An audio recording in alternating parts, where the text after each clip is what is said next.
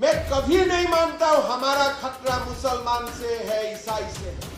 मैं कभी सामने मुसलमान को देखने से मैं कभी यही नहीं मानता हूं कि ये मेरा दुश्मन है। औरंगजेब खत्म हो गया, हिंदू खत्म नहीं हुआ। अगर कहीं में राहुल गांधी, ममता बनर्जी सोचते हैं कि हिंदू खत्म हो जाएगा, नहीं, आप खत्म हो जाएगा, हिंदू कभी खत्म नहीं होगा।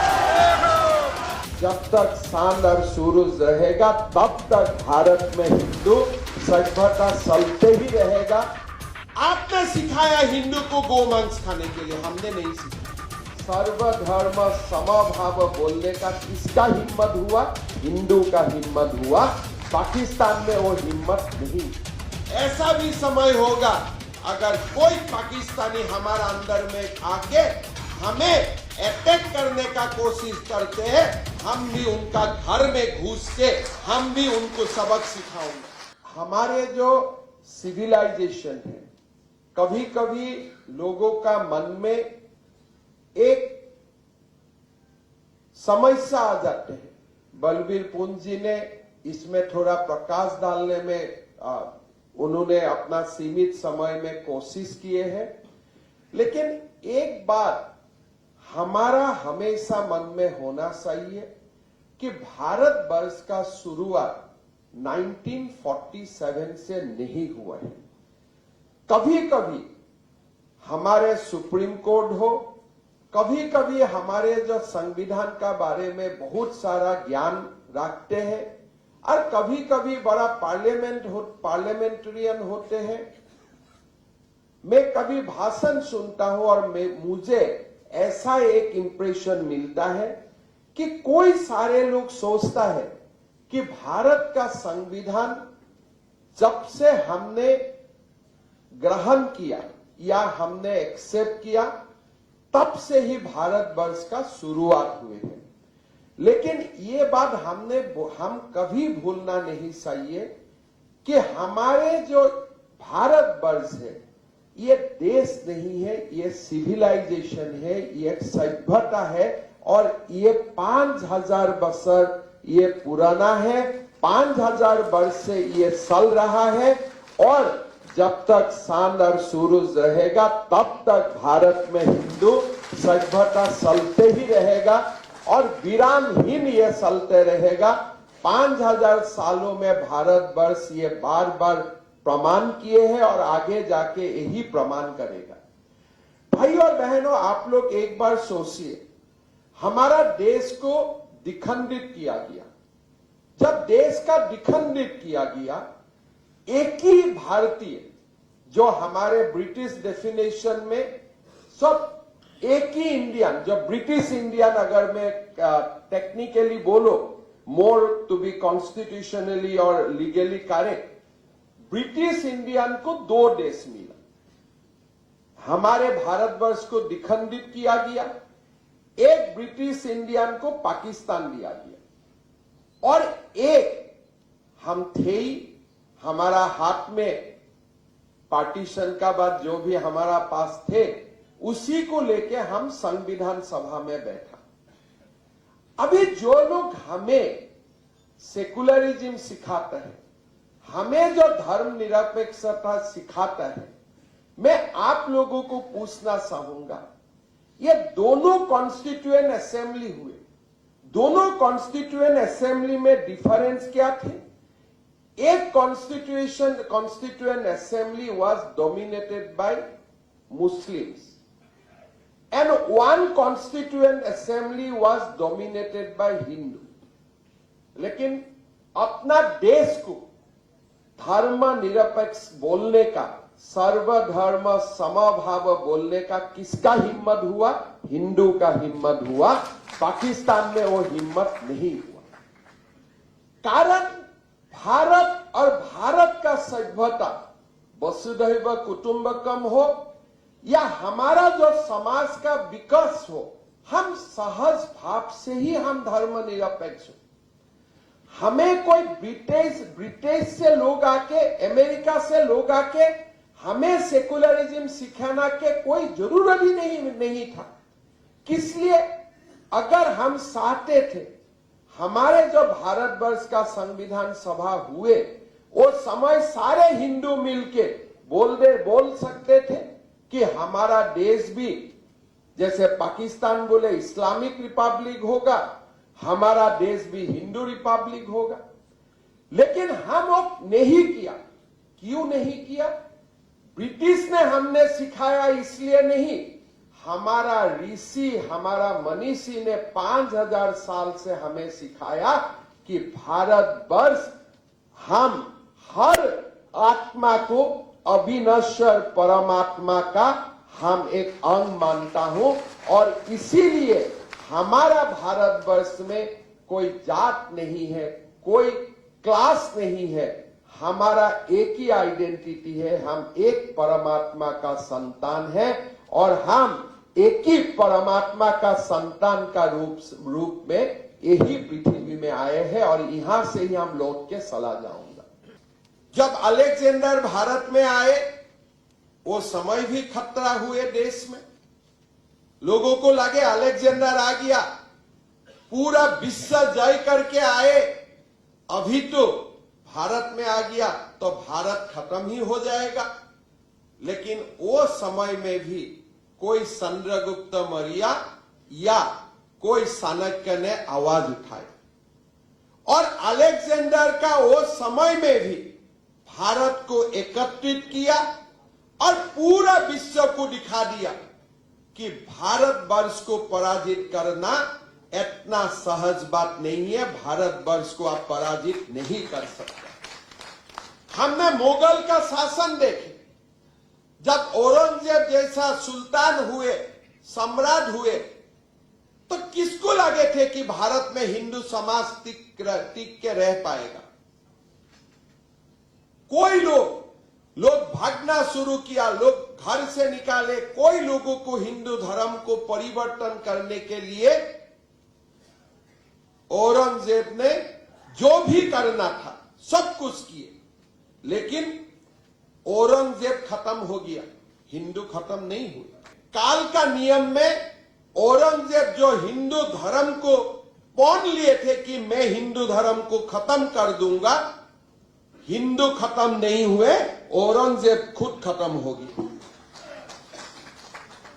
अगर आज भी बलबीर पुंसी तो थोड़ा इनडायरेक्टली बोलते हैं, लेकिन मैं इतना ही बोलता हूं, अगर कहीं में राहुल गांधी, ममता बनर्जी सोचते हैं कि हिंदू खत्म हो जाएगा, नहीं, आप खत्म हो जाएगा, हिंदू कभी खत्म नहीं होगा।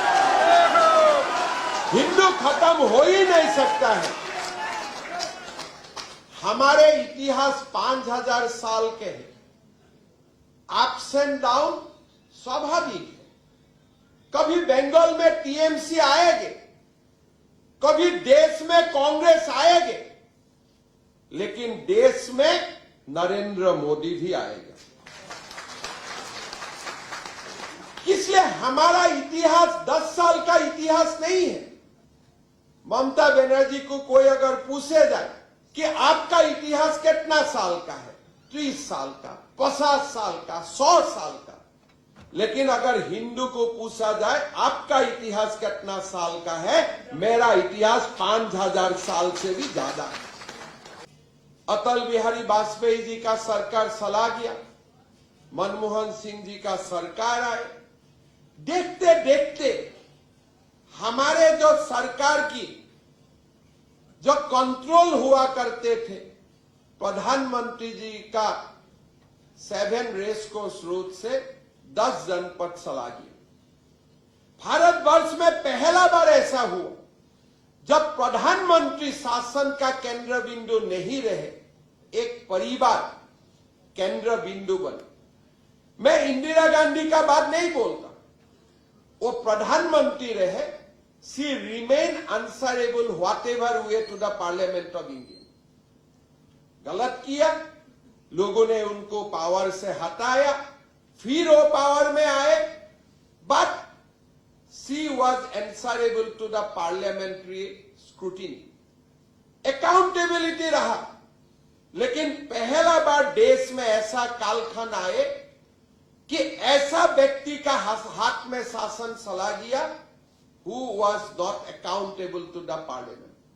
10 जनपद में क्या हो रहा है ये जानने का भी आपका अधिकार नहीं है और आपको भारत का संसद को भी उसका बारे में क्वेश्चन पूछने का कोई अधिकार नहीं।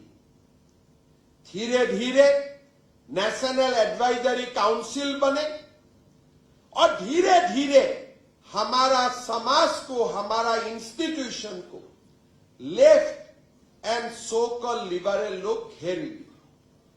भारतवर्ष में अचानक ऐसा एक दौर आए, धर्मांतरणकरण बढ़े,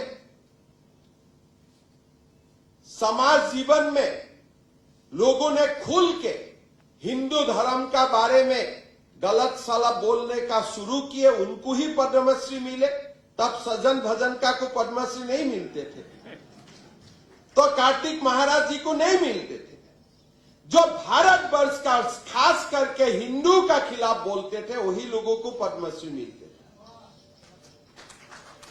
देश कम से कम 2014 तक देश में ऐसा एक पहला बार देश में दिखाई दिए कि हमारा देश शायद अब उभर नहीं पाए। स्कैम का ऊपर स्कैम हुए, इंस्टीट्यूशन खत्म हुए और एक प्रकार में हिंदू को काटगड़ा में खड़ा करा गया कि देखो हिंदू मत बोलो, सेकुलर बोलो।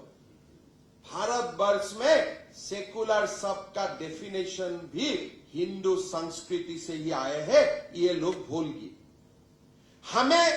हमें ही जो लोग हमारा संविधान को धर्मनिरपेक्ष बनाया, जो समाज ने पूरा पृथ्वी को वसुधैव कुटुंबकम का मैसेज दिया, वही धर्म का लोगों को बोला गया भाई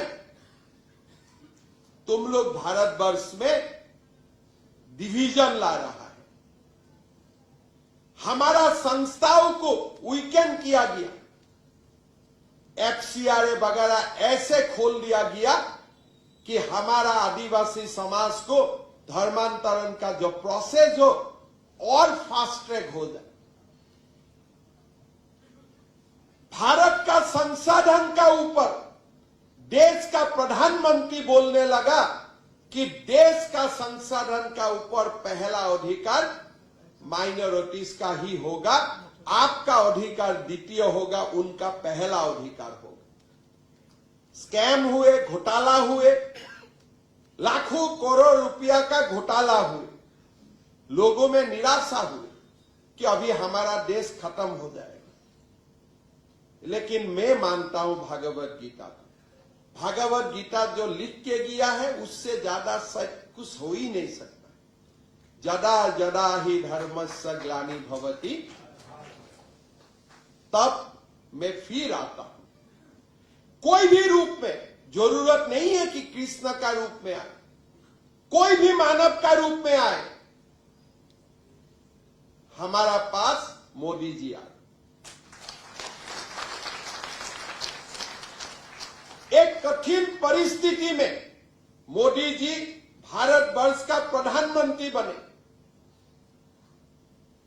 और जो हिंदू समाज, जो भारतवर्ष का भविष्य हम नहीं देखते थे, वही भारतवर्ष स्वामी विवेकानंद का रास्ता में एक रिसर्च इन इंडिया का तरफ आगे बढ़ने का शुरू किया।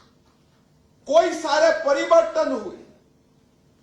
500 साल का बाद देश में राम जन्मभूमि मंदिर बने, हमारे काशी उज्जैन में कॉरिडोर बनना शुरू हुए, वक्फ कानून का भी जाने का समय भी आ गया। हमारा देश में ट्रिपल तलाक खत्म हुए और अभी हमारा देश में यूनिफॉर्म सिविल कोड का आने का भी संकेत हमें सबको देखने का भी मिल रहा है। और कोई सारे देश, कोई सारे हमारे प्रदेश जो एक बार हम लोग सोचते थे कि नहीं हमारे ये खान, ये प्रदेश कभी आगे नहीं बढ़ सकता है, वही देश, वही प्रदेश आगे भी बढ़ना शुरू किया। अगर आप उत्तर पूर्व का और थोड़ा निगाहें लागे, लोगों ने छोड़ दिए थे उत्तर पूर्व कि कुछ हो ही नहीं सकता है। सज्जन भजन का जैसा व्यक्ति असम से बंगाल आए, कोई सुख से नहीं आए, दर्द लेके आए कि अभी असम में मैं कुछ नहीं कर पाऊंगा। लेकिन वही व्यक्ति आज जाके बोलते हैं मैं असम में 5,000 करोड़ का निवेश करूंगा।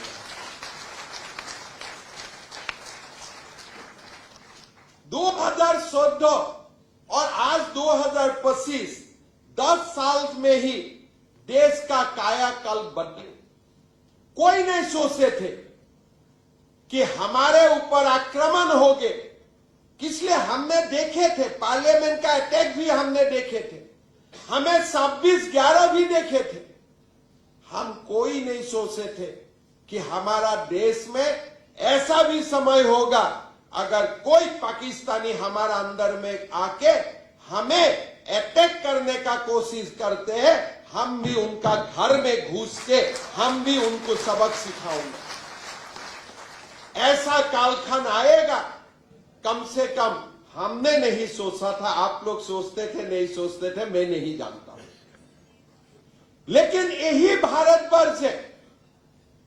जब जब हम लोग देखता हूं कि भारतवर्ष डिक्लाइन हुए हैं, भारतवर्ष का कहीं हमारे शिक्षा, हमारे संस्कृति, हमारे इकोनॉमी का कहीं कहीं आपको लगता है कि वी आर इन डिक्लाइनिंग, वो डिक्लाइन का रास्ता से ही फिर हम लोग उठता हो, हम रिसर्च हमारा होते हैं, and we created a research in India which become more efficient, which become more strengthen than ever before.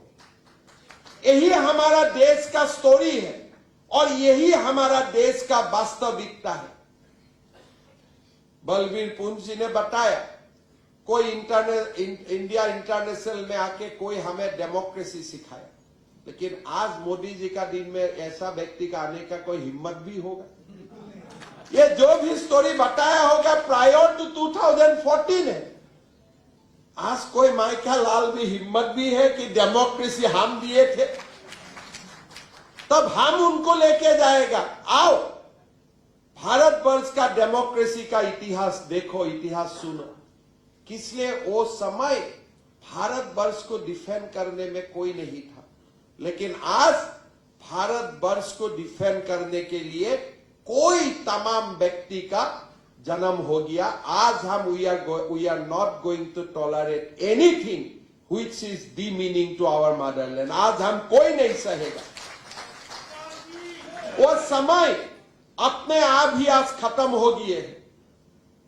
हमने पूरा विश्व को यूपीआई सिखाया, हमने विश्व को डिजिटल इकोनॉमी सिखाया, हमने विश्व को न्यू एनर्जी का बारे में सिखाया। हमने दिखा दिया कि हम भी क्वांटम फिजिक्स का ऊपर काम कर सकता हूं, हम भी एआई का ऊपर काम कर सकता हूं, और हमें भी मंगलयान, चंद्रयान, महाकाश विद्या का बारे में हमें भी ज्ञान आपका जैसा ही है, आपसे कोई कमी हमारा ज्ञान नहीं। और ये ज्ञान आज हमारा पास नहीं है। महाकाश का बारे में, एस्ट्रोलॉजी का बारे में, एस्ट्रोनॉमी का बारे में, मैथमेटिक्स का बारे में, जीरो का बारे में, ये ज्ञान 5000 साल से ही हमारा पास है। ये ज्ञान आज हमारा पास नहीं है। आपका पास ये ज्ञान नया होगा, हमारा पास ये ज्ञान नया नहीं है। 5000 साल से ये ज्ञान हमारा पास है। यही है मेरा देश, यही है मेरा भारतवर्ष। और यही भारतवर्ष जब जब कोई कोने में अंधेरी आएगा, वो ही अंधेरी से नरेंद्र मोदी जैसा सूरज भी निकालेगा, ये मैं विश्वास करता हूं। हमारा खतरा दूसरे से नहीं है। मैं कभी नहीं मानता हूं हमारा खतरा मुसलमान से है, ईसाई से है। हमारा खतरा अपने आप से। हमारा खतरा अपना से है। कभी मैं मानता हूं नहीं, मैं कभी सामने मुसलमान को देखने से मैं कभी यही नहीं मानता हूं कि ये मेरा दुश्मन है, हो ही नहीं सकता। इसलिए हमारा देश में Muslim are still minority, Christians are still minority. Hindu को दुर्बल करने वाला, हिंदू को वीकेंड करने वाला मुसलमान नहीं है, गलतफहमी में मत रहिए। हिंदू को वीकेंडिंग करने वाला व्यक्ति हमारा समाज में ही है। कुरुक्षेत्र कहां से हुए थे? दुर्योधन कोई युधिष्ठिर से अलग नहीं था, एक परिवार से ही थे। एक परिवार में एक मां ने धर्मराज को जन्म दिया और वही परिवार में दुर्योधन का भी जन्म हुआ। हिंदू के लिए सबसे जो खतरा, ये जो खतरा मैं मानता हूं, हमारे लेफ्ट और लिबरल लोग ही हमारे समाज का सबसे खतरा है। ये जो आज बंगाल का सिचुएशन है, हिंदू का जो वीकेनिंग हुआ, ये ममता बनर्जी को तो एक विरासत मिली, लेकिन ये विरासत का निर्माण किसने किया? ये लेफ्ट और लिबरल लोगों ने ये विरासत का निर्माण किया और आज उनका ट्रीटमेंट उनको भी मिल रहा है। उन्होंने जो किया है उनका थोड़ा बहुत ट्रीटमेंट उनको भी मिल रहा है। हमारे उनके लिए दुख है, सिंपैथी है, समवेदना है। किसने? आपने लोगों को सिखाया, आपने सिखाया हिंदू को गोमांस खाने के लिए, हमने नहीं सिखाया। आपने बोले नहीं नहीं क्या है गोमांस में, आपने भूल गया कि मेरा जो फोर फादर्स थे, अगर उनको गौ माता नहीं खिलाए होते थे, गौ माता उनको दूध नहीं खिलाए होते थे, हमारा भी जन्म कभी नहीं होते थे। वो समय कुछ नहीं था, लोगों को खाने, लोगों को पीने के लिए तब ट्रैक्टर नहीं था, तब कोई व्हिस्की राम नहीं थे, तब कोई पेप्सी कोला नहीं थे। मेरा पूर्वज को गौ माता ने ही संभाला था।